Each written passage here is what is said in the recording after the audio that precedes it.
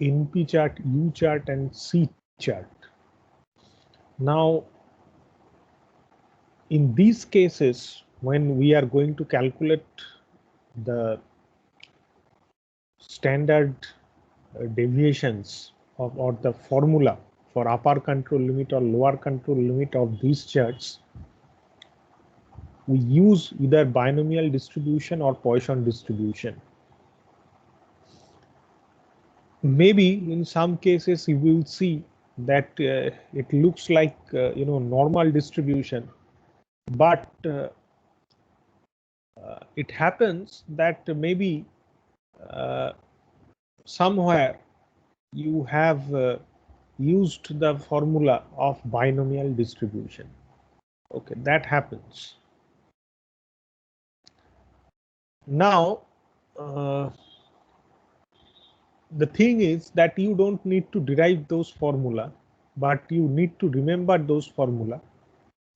And some problems are also given for the control chart for attributes related to P chart, NP chart, U chart, and C chart.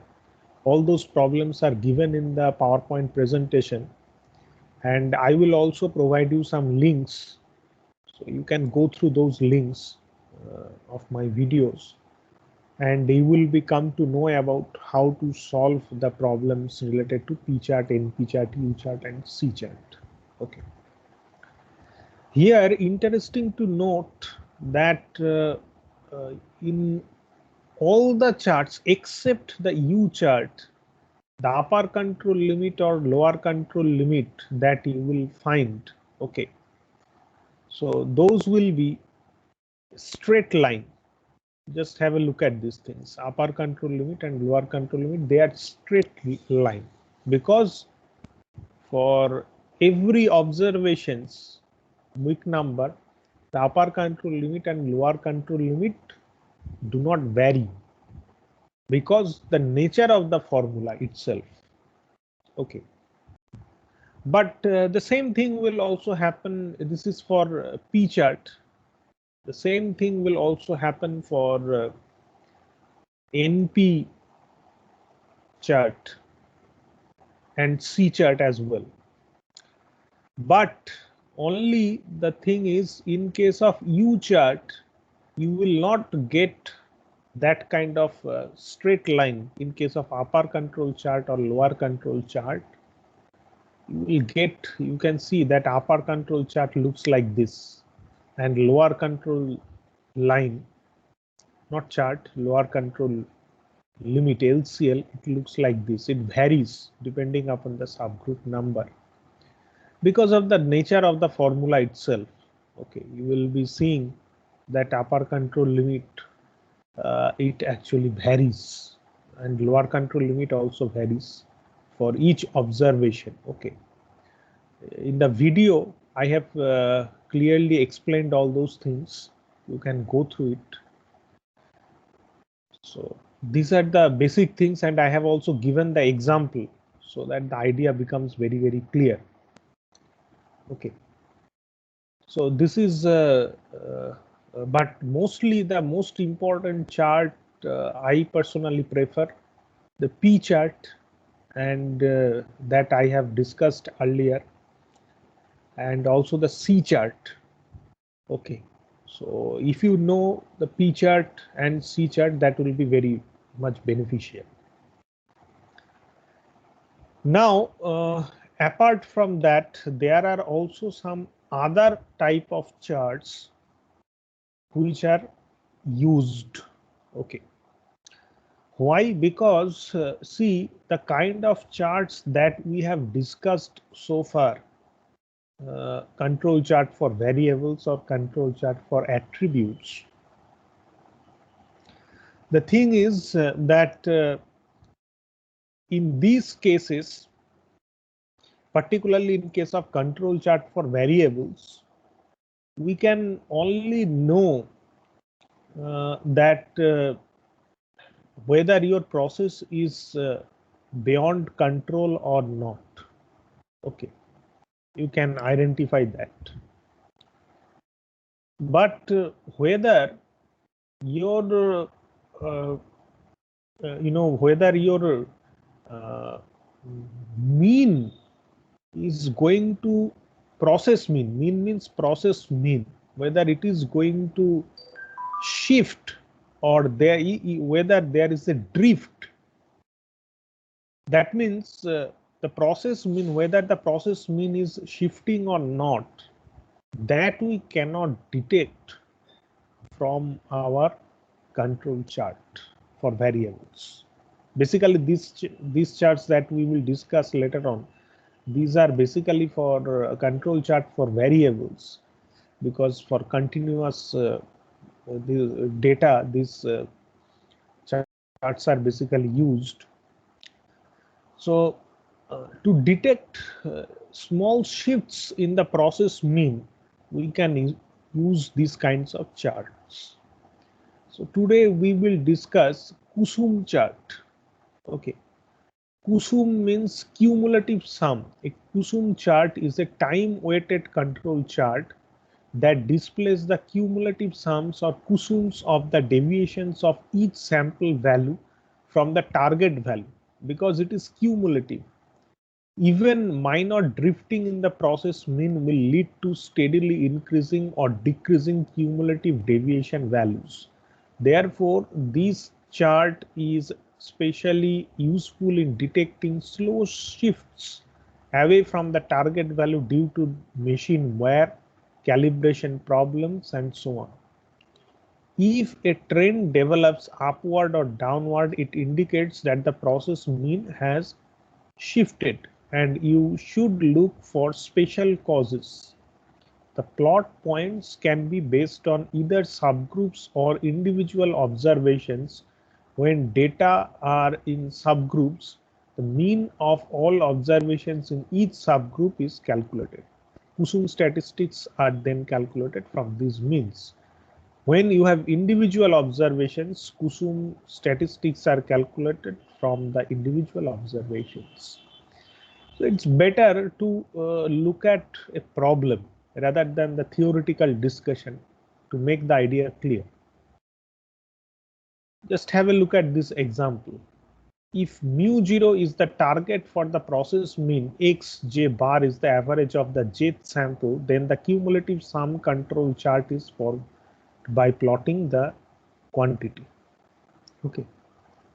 So capital T is equal to 80. This is the average value, and S is equal to 2.5, which is your sample standard deviation. Okay. These are the observations. You have 15 number of observations, and suppose this is your the value of the variable X. Okay. So you can see all these things, these values. Now the mean value or the target value, that is 80. Okay. So you can calculate the deviation. What will be the deviation for the first observation? 82. The mean is 80, but here it is 82. So the deviation is +2. Okay. And your Kusum will be also +2. Cumulative chart, cumulative sum. Then for the second observation, the value of X, it is 79. Okay. So your average or mean value is 80. So here is a deviation of 1, but -1. So what will be your Kusum value? It will be +1. Why? Because +2 -1. So it will come out to be +1.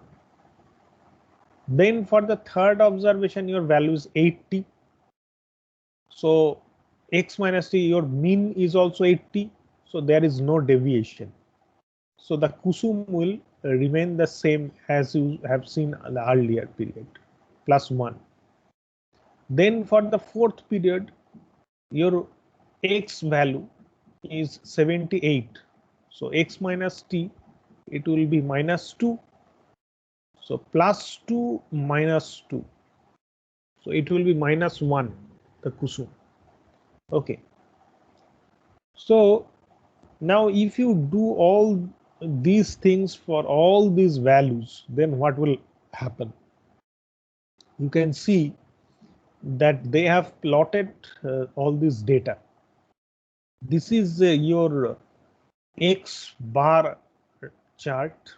Okay, all the X bar these values of the these values they have plotted. Okay, X values they have plotted. Okay, because here you do not have any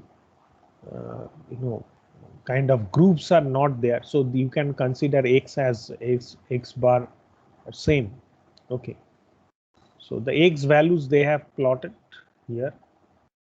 Okay, and then they have also plotted the Kusum values.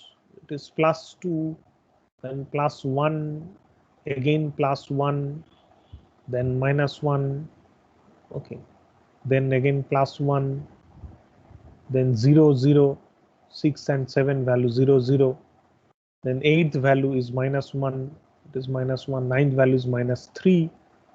Here it is -3. Then the next subsequent values also they have plotted, the 10th, 11th, 12th, 13th, 14th, 15th, which are -3, -7, -10, -14, -18, -23 respectively. So what you can observe from this Kusum chart? The thing that you can observe from the Kusum chart is that up to 8th observation, the Kusum values were around the 0.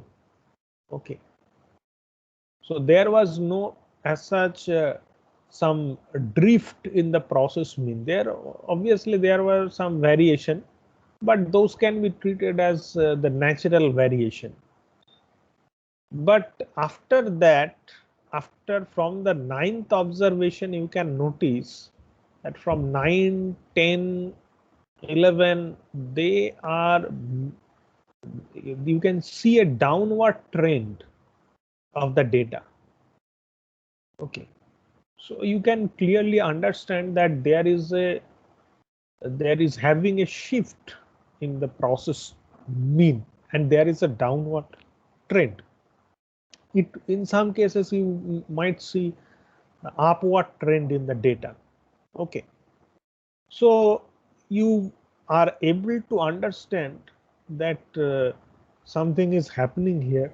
Yeah, there is something means process mean is shifting, and you will look for the cause of shifting, why this is happening. Maybe because of the wear and tear in tools, or maybe some other causes, so that you will investigate.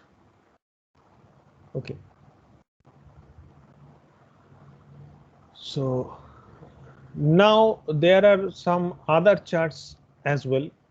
EWMA chart, exponential weighted moving average chart.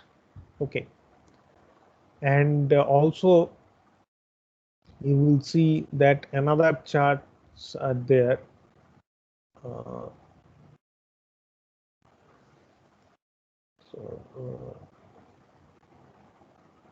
so X bar and ACE chart, this chart is also there.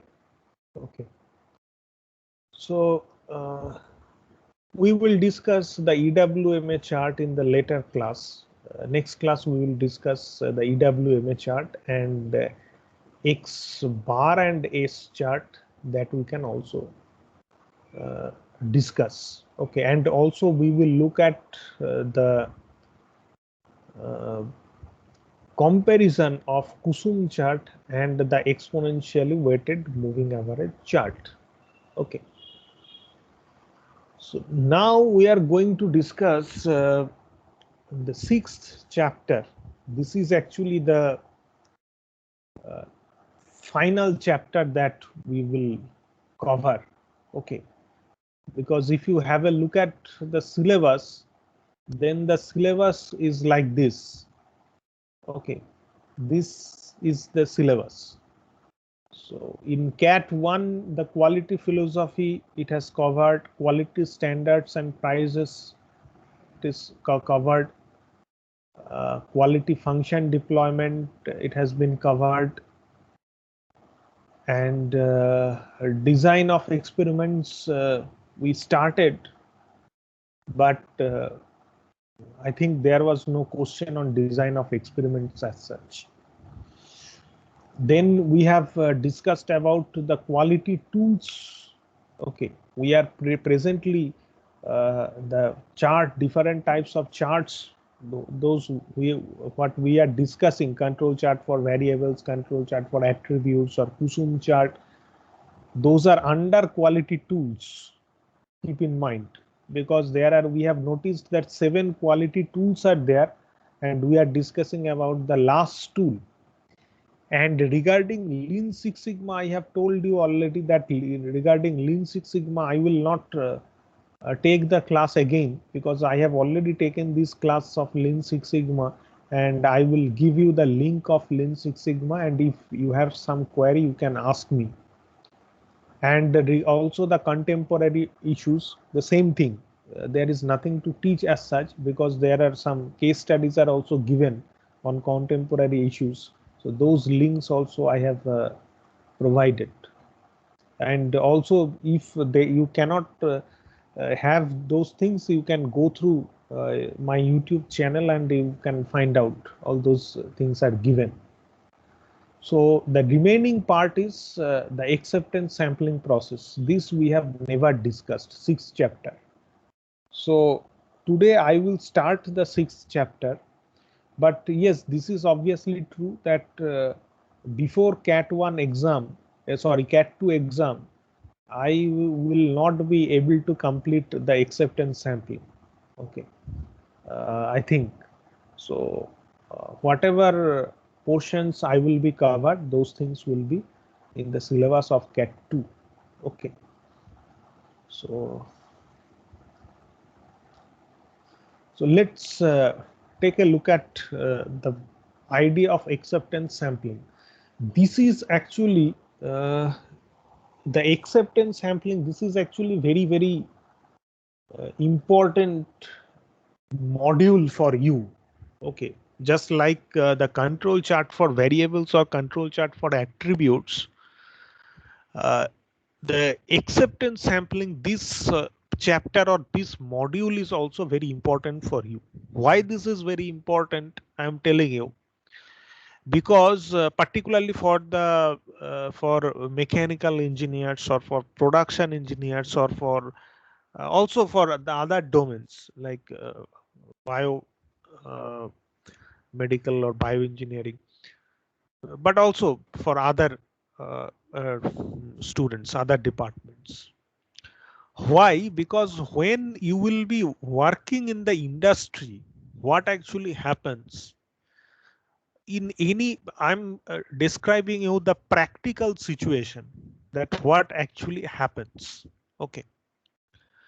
In practice, suppose there is a manufacturing industry. Okay. And in the manufacturing industry, you will see that there is a design section is there and a manufacturing section is there. And sometimes the quality control is along with manufacturing section, or sometimes it is separated. Now, suppose you are working as a quality control engineer. Okay. So what will be your duty? Your duty will be that you will check the parts or the products. Okay. And when you will check those parts or the products, then you will be doing the acceptance sampling process. Suppose in a particular, suppose lot, okay, there are, suppose hundreds of items. Suppose there are 100 of shafts or 100 of ball bearings are there. Okay. Now it's not possible in majority of the cases, depending upon the type of item, that you will inspect each and every item in the lot. This is all, this kind of 100% inspection is only done for very few products like nuclear power plant equipments or pharmaceutical products, which are very where the safety is very important. Only in those cases 100% inspection is done. But usually in normal cases, in case of the normal products where the safety is not very important issue, there we do not go for 100% inspection. We do, we check some items, okay, some of the items, and there are some cutoff value. And if we have, for example, if we get our defective items greater than the cutoff value, we accept the lot, sorry, we reject the lot, and if we find it is less, then we accept the lot. Okay, and the rejected lot is undergone 100% inspection. So this is, and when you do that kind of inspection, for suppose out of, in a lot there are 100 items, and out of 100 items you are checking or you are inspecting suppose 5 items.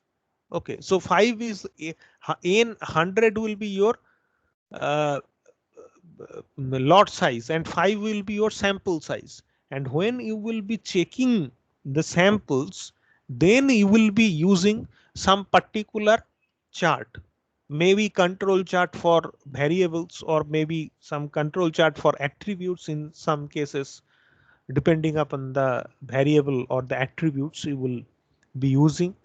And also sometimes in industry, the Kusum chart or EWMA chart is used to detect a very small drift in the process mean. Okay, now you will not have to uh, derive anything. When you will be working in industry, you do not need to derive what will be the upper control limit or what will be the lower control limit. These things you don't need to derive.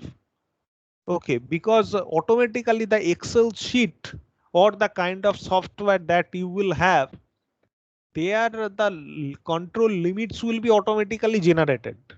Okay, depending upon the formula is already set there. So you don't need to change it. Those things will be automatically generated. You just need to uh, inspect the items and the values that you will find for the specific variable. Those values you will just entry in the, suppose you have got the Excel sheet, and you will just enter those values in the Excel sheet, and you will look that whether those values are beyond the control limits or not. That you need to check. Okay, so this will be your job as a quality control engineer. And obviously the procedure of inspection, that will be very much technical process. Suppose how to inspect a ball bearing, only a technical person will know about it. And if you are not a technical person, you cannot know that how to inspect it. Okay, so that is your task. So that those kinds of things you need to do. Okay, you need to perform. And uh, again, the kind of sampling plan that will be also in your industry, you will find that those kinds of sampling plans are already there. Okay, maybe it's simple single sampling plan, or maybe the double sampling plan, or multiple sampling plan. Okay, whatever it is. So based on the sampling plan, so already you will find that what will be the lot size, and what will be or for which particular lot size or for which particular range, what kind of small n value, that means your sample size value is required, and how many samples you need to inspect and what will be the cutoff value, all those things will be given there. There are some systems, we will discuss those things later, that using those kinds of systems we can generate, or we can determine those values. There are a lot of charts are there, so little bit we will discuss on those things, but because those are actually very critical issue, very complicated statistics are involved with those things. So anyway, we will just take a look at we will discuss little bit about it to give you some idea. Okay. So acceptance sampling for continuous production, CSP1, continuous production. The concept of sampling for continuous production was first devised by H.F. Dodge in 1943. His sampling plan CSP1 is as follows. Begin with 100% inspection until I units in succession are found clear of defects. Stop 100% inspection and inspect only a fraction F of the units. If a defective item is found, stop sampling inspection and revert to 100% inspection. Replace defective items with the good ones and repeat the process starting step 1. Used when production is continuous, that is the manufacturing operation do not result in the natural formation of lot. It consists of altering sequences of sampling, inspection and screening, which is 100% inspection. So you need to know actually these things. Some symbols are there given. Okay. So following symbols are these symbols, these terms you should know. That capital in N, in the entire discussion we will use the capital N means number of pieces in a given lot, that means lot size. Small n is equal to number of pieces in a sample, that is sample size. Capital M is equal to number of defective pieces in a given lot of size capital N. Small m is number of defective pieces in a given sample of size small n. That means in your sample, the defectives that you have found. And small c is the acceptance number, the maximum allowable number of defective pieces in a sample of size small n. Okay, which is your cutoff value. That's why it is termed as C. And in some books, it is also termed as A. For example, in the book of M. Mahajan, they have used the symbol of C for the cutoff value. And in the book of Konishko Bedi, of quality management by Konishko Bedi, they have used the symbol of A, small a, for the acceptance number. But both are same thing. Acceptance number and cutoff number, they are not different.